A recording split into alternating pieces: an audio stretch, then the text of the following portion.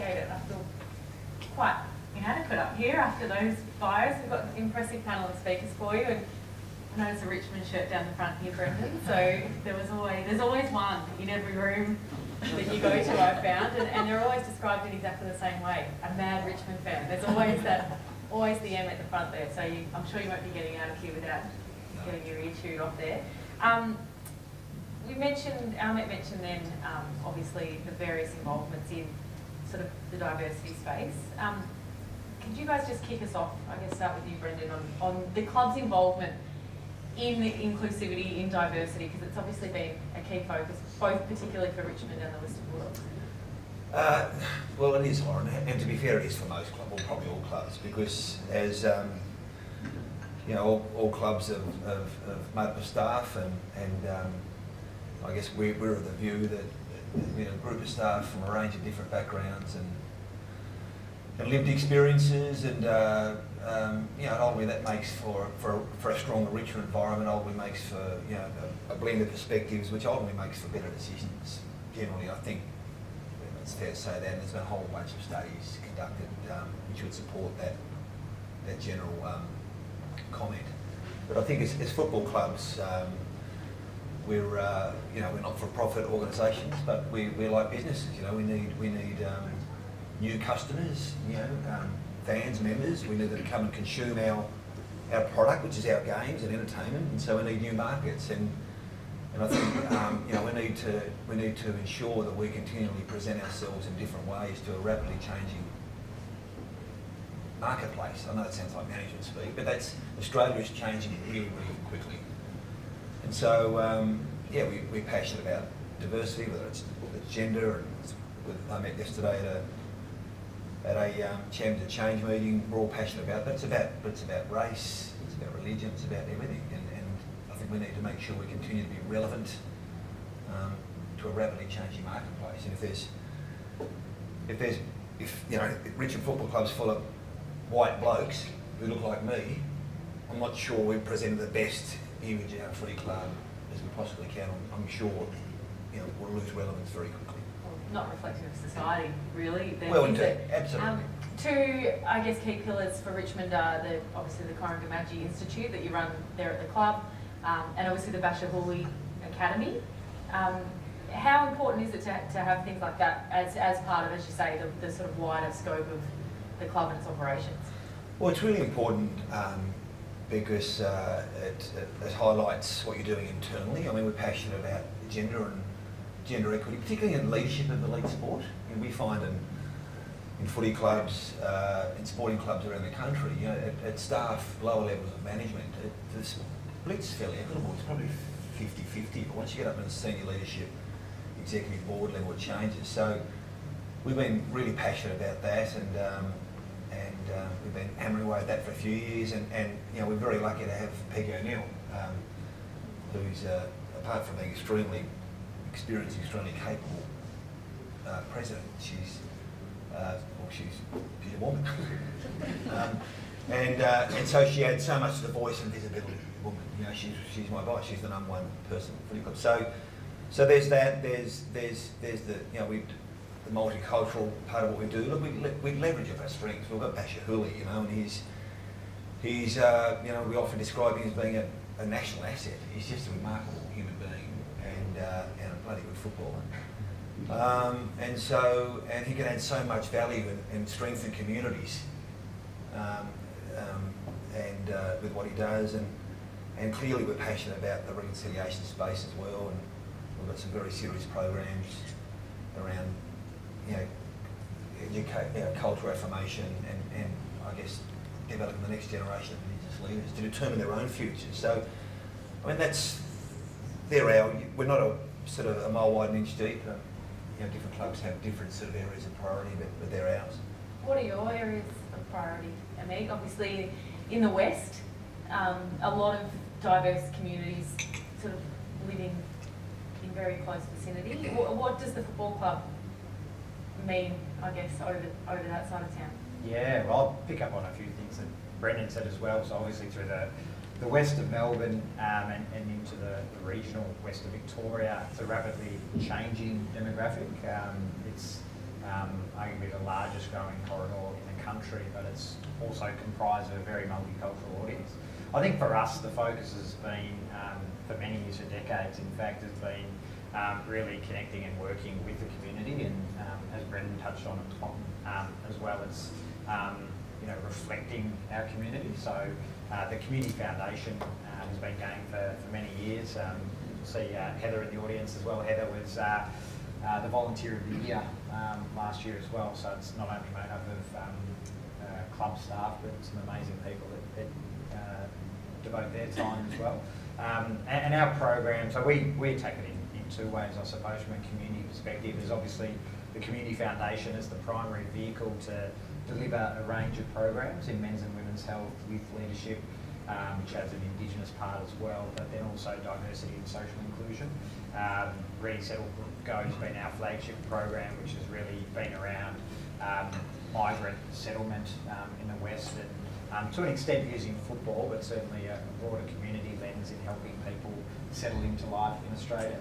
And then over and above that, and I think it's very much a reflection of the club's connection to its community. And last year, to digress momentarily, we celebrated 30 years of the Fight Back. So the club, for those not well versed with AFL, the club almost merged with the then under the then VFL's guidance with Fitzroy, which would have seen it stop to exist in its current form, but it was a local community that really rallied to support the club and provide the financial contribution to keep the club going. So in that sense, we owe our very existence to our community. So one of the key pillars of that part, apart from the foundation, is that we feel a strong need to be advocates on key issues like gender and race and other key social issues. So there's an ongoing debate at different times as to whether sporting organisations at the governing level or club level should get involved in social issues. For us, it's very much something that not only we want to do, but our community expects of us as well. And footy's a great vehicle to do that. Yeah, it is. I look at my own personal experience growing up in country Victoria to Indian parents, and football for me was a great way of fitting in and connecting with people, and that personal connection for me is also what I see for a lot of people at our club as well, and reflective of our community in the West. Well, and I think it's I think sport in general has the ability to do it. We'll focus on footy. We're all involved in footy, and AFL is the biggest sport in this country on any measure. But I think we just touched on this yesterday. I think increasingly people in society are searching for meaning, and they're searching for leadership, and they're not getting it from some of the other institutions that we're familiar with, like inaction of government. We talk about royal commissions in a banking and finance. We talk about faith. Perhaps faith isn't as relevant as it was perhaps 30 years ago to some people. So I think in that context, people find meaning and inclusion in sport. So it's a great opportunity. So I think, as someone said, people expect it of us. It comes with a great responsibility too. So I think sport will become increasingly important as people seek meaning. And it reflected in teams too, isn't it, Izzy? And to use AFLW for an example, we've got Haneen Tarika at GWS Giants, who became the first Muslim player to play AFLW. We've got Keshi, as she's known, at the Richmond Tigers, who spent 6 years of her childhood in a Kenyan refugee camp. And, teams are becoming more and more, as we said before, reflective of our wider society, aren't they? Absolutely, and I think the AFLW and the AFL, I think we've seen is incredibly unique in that, and sport is a real social driver of change, but it does reflect wider society, and it sort of brings people together in forums that they probably wouldn't have been brought together otherwise. And I feel very fortunate to have sort of grown up playing football, and I've come from a fortunate background, and to be involved in a football club and football in general, and then have the opportunity to work with community foundations and what our clubs do is really incredible, and I think it certainly brings us together, and you hear some incredible stories, and it's just so unique, and there's all these different players. You've got, you know, Haneen and Ketch, and people that have had really incredible backstories and have come from such different backgrounds, who are then, you know, inspiring their communities and people to come through football as well, and sport in general. So yeah, it's amazing to be part of. Is it a challenge for clubs, Brendon? Obviously you've been part of footy for a long time, but in very different sort of veins. Obviously as a player for Richmond, then, you know, moving into the administrative side for the Players Association, and now as a CEO, you've sort of seen it from all different angles, really, and supporting particularly players, but I guess more so in your position now, staff members, that all are coming from these different backgrounds, coming from these different communities. There'd be challenges too, I would imagine. Oh, yeah, I guess like any sort of employment in workforce, there's always challenges. But I mean, they come into the club because they've got strengths. Yeah. That's why they're there. They can, you know, they're good at finance, or they're, you know, can run, great athletes, kick. But I mean, so there's challenges. But I think you've you know, ultimately it's about broadening and deepening the talent pool. And so, you know, playing to people's strengths, coaching to people's strengths, getting the best out of them, coaching to possibilities and potential as opposed to deficits. You know, all these things are really important. So yeah, there's challenges, but I think you know, the amount of growth but there's learnings in like you know, the stuff we've learned from Basher Hooley. You know, what isn't it? You know, how are we seeing it presented in popular culture and media? Damien Hardwick learned more with Daniel Rioli living for 2 years than he probably learned the previous 15. Because, you know, Daniel's background and his culture prioritises different things. And there's sometimes things we tend to lose sight of in the cut and thrust of, you know what I mean? So, you know, if you create a growth environment and where you play to people's strengths, I think it only enhances it. Is that where we need to improve then, in that, as you say, people are getting that from sport and people are getting that from homestays? Perhaps they should be getting it in schools. I'm not too sure where we're at, but is that the biggest area that, well, I think we to can pick up improve on? Brendan's point, I think the fast tracking of your education is actually the experience of interacting with people of different cultures, or having the experience, whether it's travel or other things. I think that's happening a bit more naturally. I see my kids are 7 and 9, so grade 2 and grade 4, and so the composition of the classroom changing as well, and the way in which the school curriculum picks up some of those aspects and has various multicultural days, and depending on your faith, they'll celebrate key religious days as well in a way that just shines an educational light on things. So I think that is ultimately the vehicle, but it is like anything, getting exposure, and you know, we talk about it in the women's football sense. It's actually having people have the ability to see it, experience it, and then aspire to it as well. Do you get enough support, government? I think we do at different levels, but to Brendon's point, again, there are some topics that I think we all feel a sense of frustration with at different times, and without getting too deep, the politics, global politics at the moment is really skewed, in my opinion, to some of that fear-mongering and celebration of the difference, and that creates a lot of issues as well, and that's where I think we can feel let down at different times. That's where AFLW has really come to the fore, hasn't it, Izzy, in that celebrating of difference. It's become such an inclusive space for so many different people from different walks of life to be able to come to the footy and have a great day out.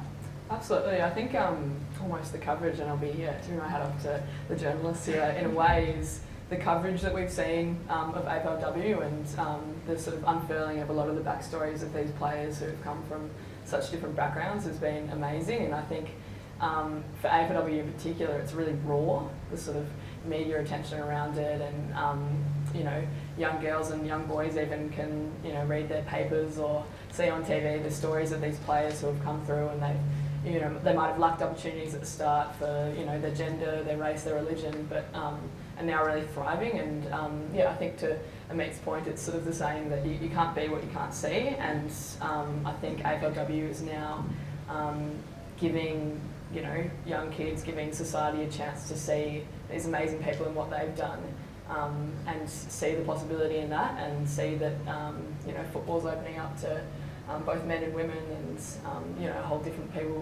range of people from different backgrounds. So that's been incredibly important. Where we're at now is good. I think there's one thing I know about footy clubs, and particularly elite footy clubs like yours, much like we saw on the field over the last few years, Brendon, is there can be a win, but the eyes are always to the next thing. How can we improve in this space? What is the areas you say, like the support could be better? Is there something that you particularly cast an eye to that you think, geez, I'd really like to be better at that, better in that? I think we touched on it. I think we do a lot right, but I think we've just got to continue to, you know, I guess as administrators, to make sure that we create environments where people have permission and to be free to be who they are. Which you guys are very good at. Well, can you talk a bit about 2017? Yeah, but because that you really focused I come from an environment where, you know, a long time ago now, but there was a prototype. There was a type of which you were expected to fit into. And it's not just football. It's you know, investment banking, or, you know, commercial law, or there's a set of norms that you're expected to meet, and I guess we want to fit into some extent. The trouble with that is it doesn't encourage difference, and it doesn't encourage you to be yourself. And so how can you be right if you're not yourself? And so I think, yeah, that's recognising that, you know, although we are different, it's the differences, you know, that those, you know, our dreams, our fears, our doubts, our anxieties, our aspirations, our shortcuts, we've all got them. That's our story. So let's own, and let's, you know, so I think doubling down on creating an environment where people can, you know, develop self-understanding, self-worth, and, you know, and self-love almost. You know, you get that right, the fitter, faster, stronger takes care of itself. But that's hard, you know, and that's hard. But creating an environment where people have the permission and the courage to step into that space, and so that doesn't just involve race or religion, it involves everything. So I would say that's something you're never really going to top on, something you're always trying to work on and create that positive environment. And Dustin Martin helps too, so he helps things. So. You must be really proud, Ameet, to sit atop a club that does so much in this space, as you say, given your own personal lived experience of using footy as this vehicle.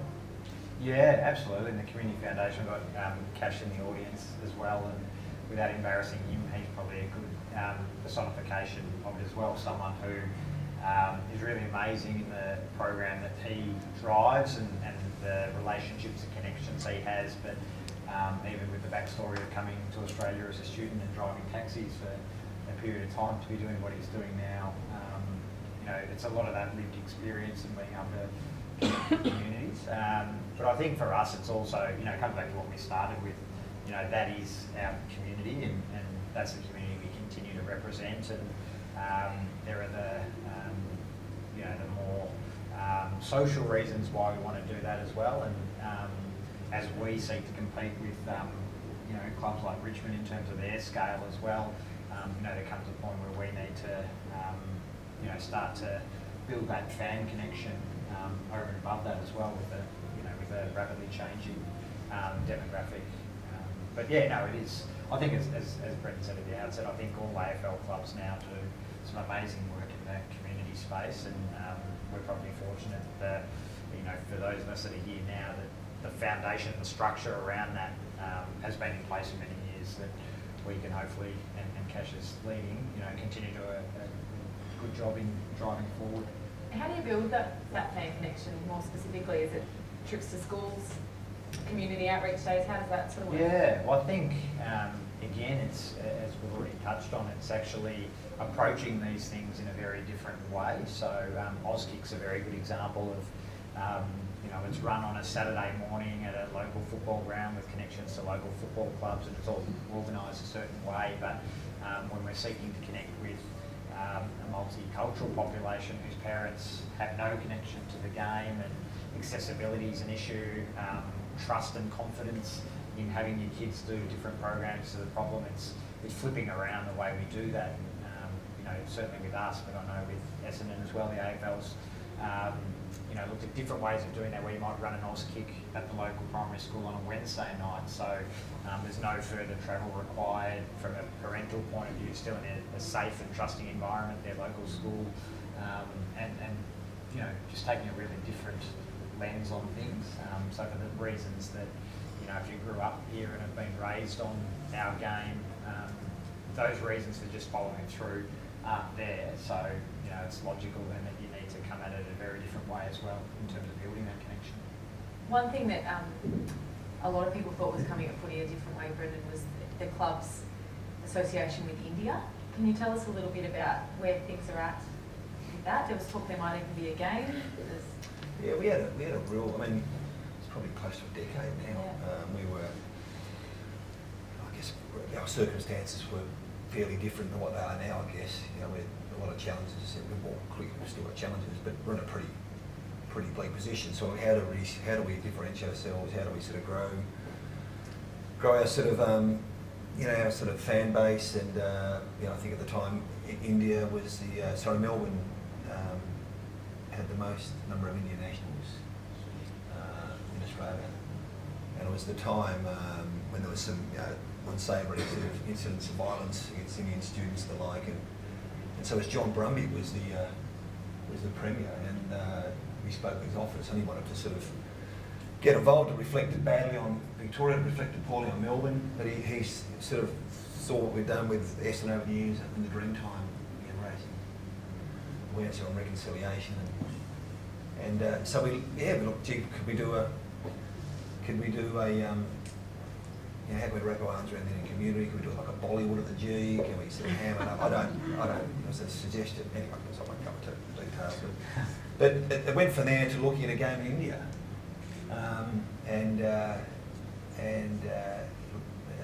in Mumbai, with sort of abundance of cricket grounds, and but there were some sort of risk issues, geopolitical risk issues at the time. The AFL got a little nervous, and it became a very expensive exercise. But I think this is where AFLX does have some value, doesn't it? Like if the AFL wants to take a sort of hybrid form of the game to international venues and play in rectangular stadiums, etc., can work. But so the game's sort of off on the back burner, but we still engaging in the community in various ways locally. It seems worth looking into. Like we've seen, obviously, whether the game will go ahead or not remains to be seen, but obviously St Kilda and Port are looking at China.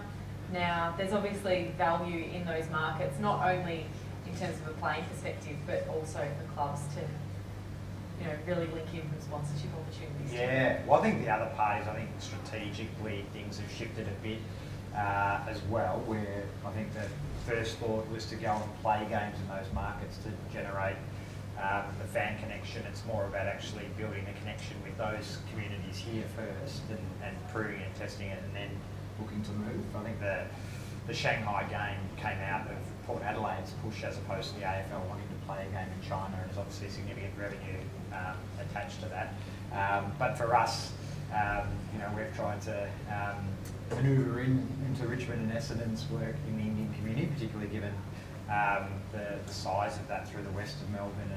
And you mentioned the sponsorship piece. We have a group called Punbeck who came on board as our sleeve sponsor, who are effectively Indian origin businessmen who have been in Australia for sort of 10 to 15 years, who wanted to build a connection to the club and a bit of a foray into AFL, and then for us to be able to use that as a point of, or as a vehicle to better connect with the community. And my background's Indian origin as well, and one of the key guys has a a similar family history, so that helped. But certainly what you're saying is the way that we've started to approach things.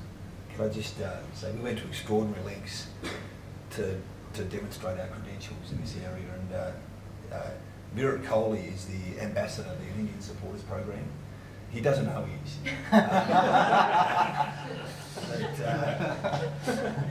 He doesn't know he's. But in the 2013 World Cup, they were here. We're desperately trying to get a photo of him with an Indian, Richmond jumping a ball, the usual pick which you've all seen, and they were just impenetrable. We just couldn't get near them.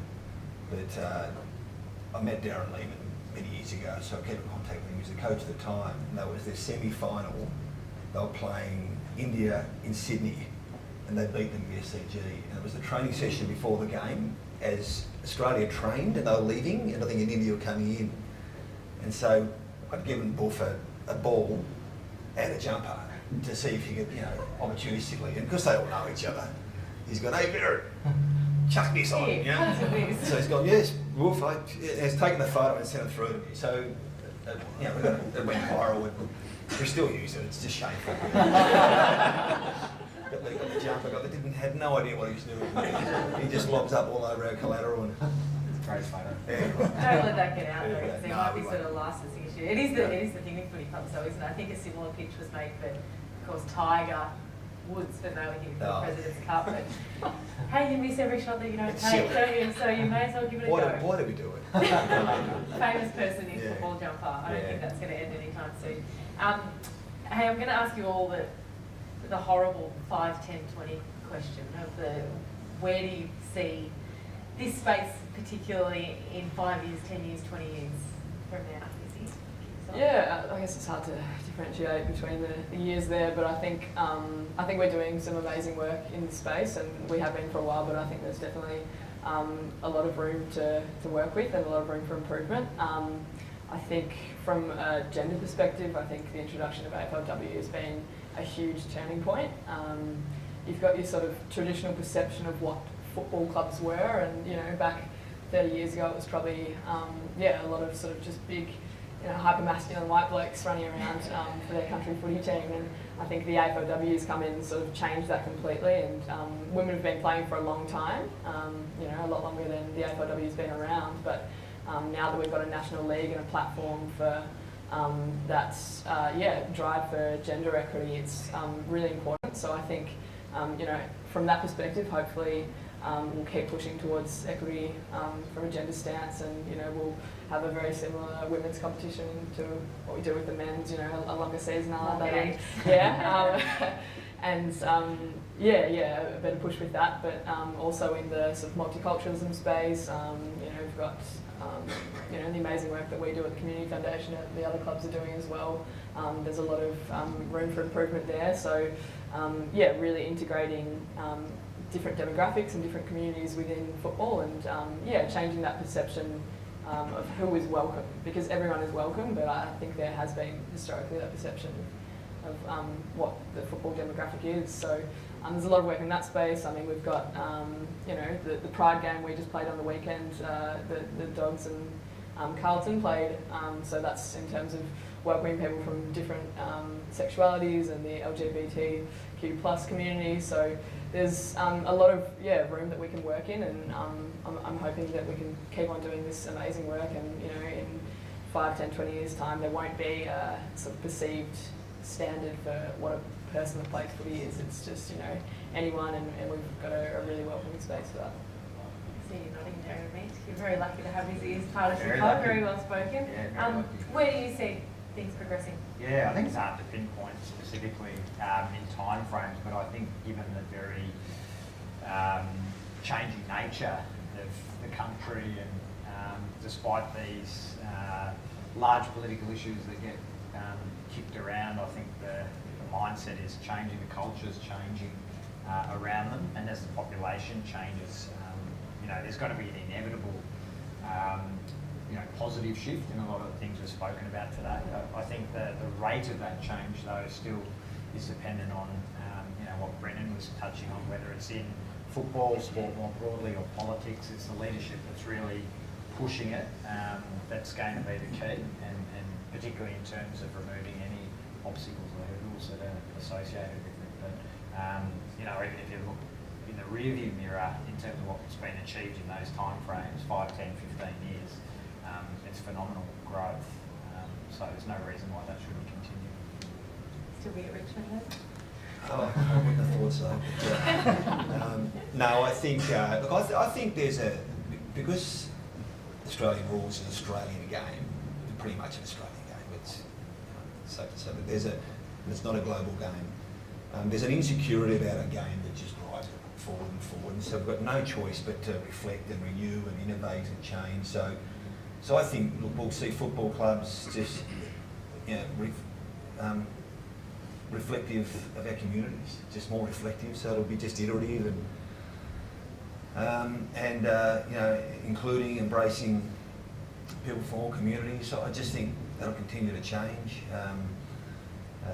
And I think in terms of, you know, the women's game, I think there'll have to be a change there.